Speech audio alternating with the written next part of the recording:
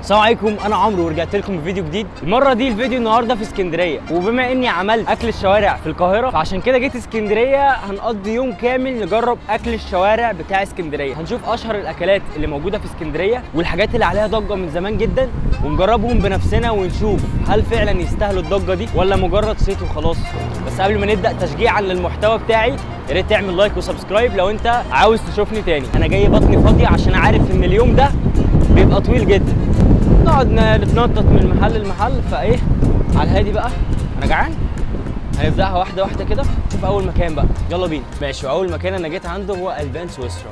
ناس كتير قوي رشحت لي المكان دوت، ان هو بيعمل حاجات مختلفه وميكسات غريبه. ناس كتير قوي رشحت لي ان هو لازم لما تيجي اسكندريه لازم تعدي على البان سويسرا، عشان كده انا جيت بنفسي. هو من اول ما وصلت كده وانا شايف ان الدنيا زحمه، والدنيا زحمه جوه كمان، وفي ناس بتحجز وواقفين بره. شكله كده بيقولوا انه جامد يعني. هنجرب الحلو عنده، وكمان هنجرب الحادق الاول نفطر، وبعد كده نحلي من عنده نشوف الدنيا بتقول ايه. يلا بينا. انا طلبت ميكس سويسرا عباره عن فاهيتا وكفته وبسطرمه غرقانين في الجبنه السايحه. هو المنظر يعني غريب شويه لان مش متعود على كميه الجبنه الرهيبه دي. قرب كده، يعني انا مش عارف ايه كميه الجبنه دي. فتعالوا نجرب اول حاجه الستريبس. ناخد شويه جبنه سخنه قوي.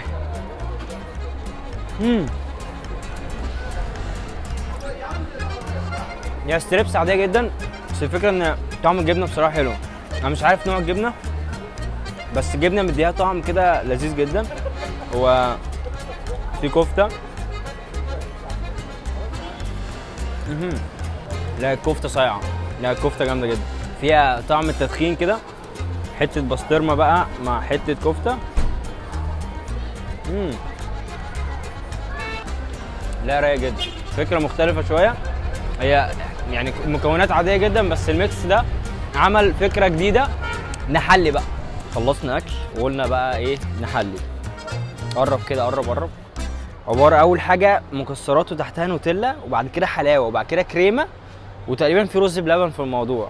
هو ينهر سكر يعني، انا حاسس ان في قنبله سكر. هي اسمها قنبله. انا قلت اطلب حاجه فيها مكونات كتير عشان نجرب اللي عندهم يعني. ناخد حاجه بقى ايه من تحت كده اهو.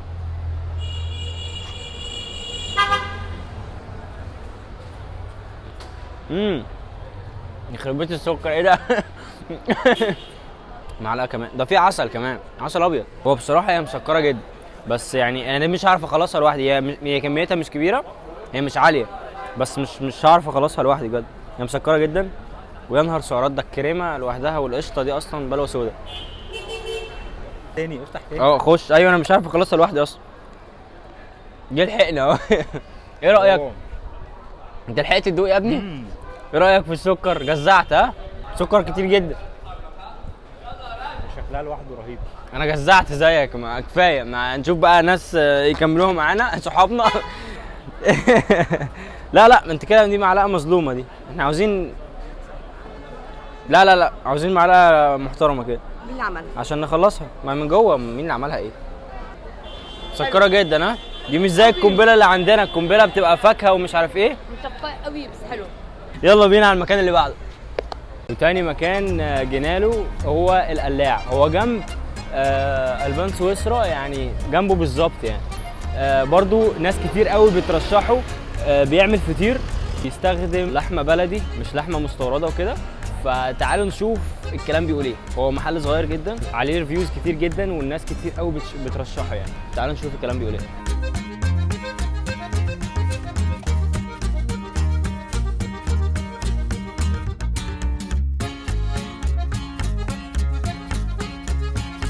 ممكن تقول لي ايه اشهر الحاجات اللي الناس بتحبها من عندكم؟ السجق والبسطرمه. السجق والبسطرمه. طب انت ترشح لي انهي؟ انت بتحب ايه مثلا؟ السجق نمره واحد يعني. طيب خلاص نجرب السجق. ماشي. جينا على البحر عشان نجرب فطيره القلاع. نسيبنا من الفيو اللي كان جوه ده بتاع الشوارع، جينا على البحر. الفيو جميل. واخيرا بعد طول انتظار الفطيره خلصت. هو بصراحه يعني شكلها مغري جدا، جوسي. اهم حاجه انها جوسي. اوه ندوق بقى. هي شكلها مغري جدا. لا قويه. 100%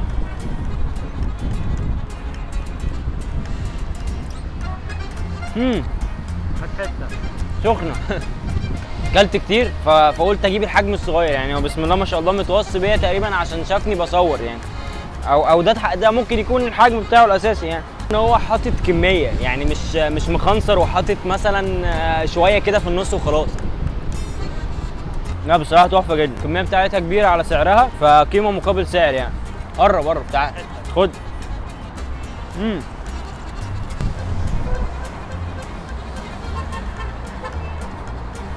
اسكندريه مميز جدا، دايما الاكل بتاعهم فيه تاتش غريب يعني.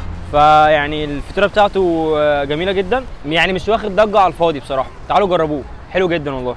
يلا بينا نشوف المكان اللي بعده بيقول ايه.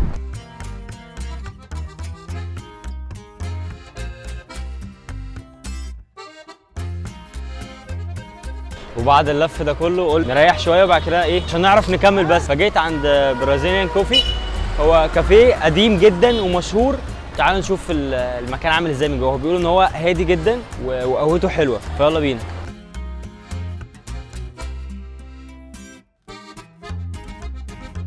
بصراحه المكان زحمه جدا، تبقى محظوظ لو لقيت مكان وعرفت تقعد عموما يعني، وانا تقريبا عشان الجمعه فالدنيا زحمه شويه يعني. قهوة تركي توليفة من أجود أنواع البن.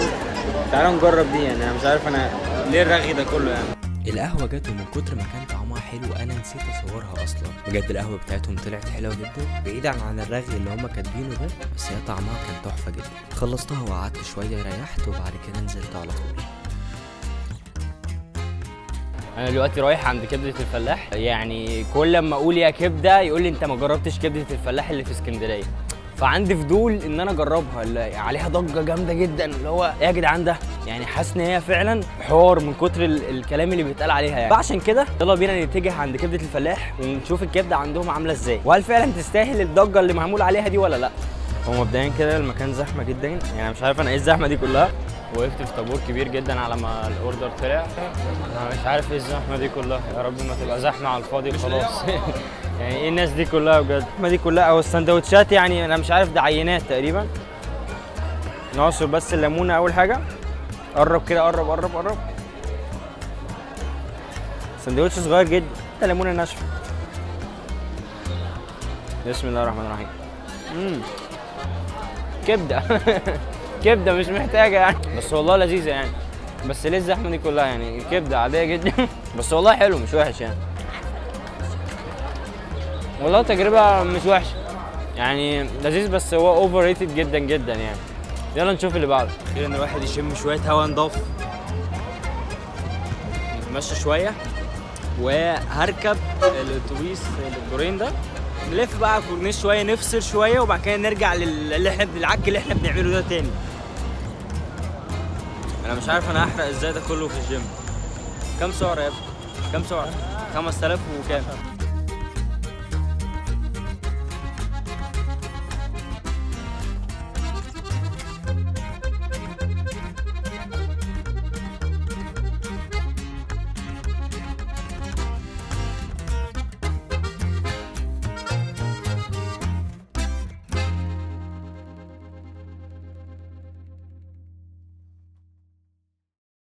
بعد الفرهده واليوم الطويل والليل ليل وعملنا حاجات كتير جدا، انا جوعت تاني. فبما ان انا في اسكندريه فنختمها باكله سمك رايقه خفيفه برضو، مش عايزين نتقل. تقريبا حلقه السمك قفلت لان احنا اتاخرنا جدا. فانا جيت مطعم عروس البحر دوت جنب مسجد المرسب والعباس، جنبه على طول. عندهم تشكيلة كبيرة من الأسماك معظمهم كان فريش، وبما إني مش أكل سمك فطلبت الحاجة اللي بحبها وهي الجمبري، وجبت طاجن مكوناته جمبري سمك فيليه وسبيط. وللأسف المكان كان زحمة ومعرفتش أتكلم. الطاجن كان بيتقدم في قوقعة كبيرة كده، كان شكلها لذيذ جدا وكان واخد وش لذيذ جدا وشكلها كان تحفة وطعمها عجبني جدا، بس الكمية بتاعتها ما كانتش كبيرة لأن القوقعة ذات نفسها ما كانتش من جوه غويطة شوية. نيجي للجمبري اللي بموت فيه حرفيا، كان شكله تحفة والجمبري كان كبير ما كانش صغير، ودي حاجة جميلة جدا. والطعم كان خيال، يعني يعني انا بحب الجمبري، بس يا جماعه الجمبري عندهم تحفه جدا بجد. كلنا وختمناها باكله سمك. فنحل بقى، واخر حاجه هنحل من ايس كريم عزه. طبعا ايس كريم عزه غني عن التعريف، وانا عارفه من زمان جدا، كنت جربته في كذا فيديو يعني. فدي احلى حاجه ممكن اختم بيها. هو يعني فاتح فروع في اسكندريه ومطروح، بس هنا فاتح فروع اكتر.